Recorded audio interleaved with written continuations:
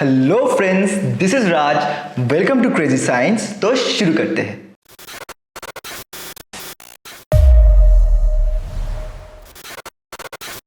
Reality में एक worm hole round और स्पेरिकल दिखता है, एक ब्लैक होल के जैसा, जहां लाइट दूसरे साइड से पास होकर एक विंडो क्रिएट करता है कोई बहुत ही दूर के जगह से।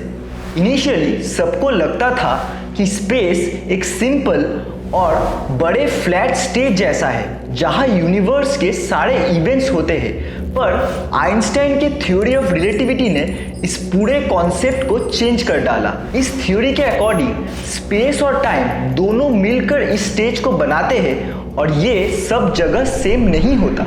हमारा यूनिवर्स एक बड़े फ्लैट शीट जैसा है जिसे अगर सही तरह से फोल्ड किया जाए तो वर्म होल्स दो डिस्टेंट पॉइंट्स को कनेक्ट कर सकता है, एक शॉर्ट ब्रिज जैसा। अब जनरल थ्योरी ऑफ रिलेटिविटी कहता है कि ये पॉसिबल तो हो सकता है, पर इसका मतलब ये नहीं कि ये एग्जिस्ट करता है। बेसिकली ये एक मैथमेटिकल थ्योरी है, अ सेट ऑफ इक्वेशंस जिसके बहुत सारे पॉसिबल आंसर्स हो सकते हैं, पर सारे इक्वेशंस रियलिटी को डिस्क्राइब नहीं करते। थ्योरेटिकली वर्म होल्स पॉसिबल हो सकते हैं। पहला टाइप है आइंस्टाइन रोजन ब्रिजेस। ब्लैक होल के सबसे आखिर में सिंगुलैरिटी है, पर ऐसा भी तो हो सकता है कि वहां सिंगुलैरिटी हो ही ना। मे बी इवेंट हॉराइजन के दूसरे साइड में एक पैरेलल यूनिवर्स हो जहां टाइम पीछे चल रहा हो।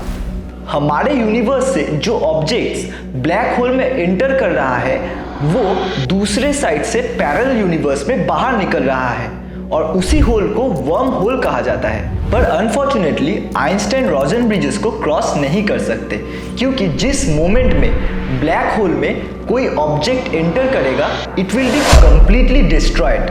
पर पलक झपकते कॉस्मोस को ट्रैवल करने के लिए ह्यूमंस को एक अलग तरीके का वर्म होल चाहिए, which is traversable wormhole. Big Bang के बाद क्वांटम फ्लक्चुएशंस के वजह से बहुत सारे वर्म होल्स क्रिएट हुए होंगे जो अभी तक अनडिस्कवर्ड है। ये सारे वर्म होल्स एक दूसरे के साथ कॉस्मिक स्ट्रिंग से कनेक्टेड है। बाहर से वर्म होल्स और ब्लैक होल्स बहुत ही सिमिलर है और एक वर्म होल को ढूंढना बहुत ही डिफिकल्ट है, तो क्यों ना खुद से ही एक बना लिया जाए। एक वर्म होल को ट्रैवर्सेबल होने के लिए इन प्रॉपर्टीज को सेटिस्फाई करना पड़ेगा।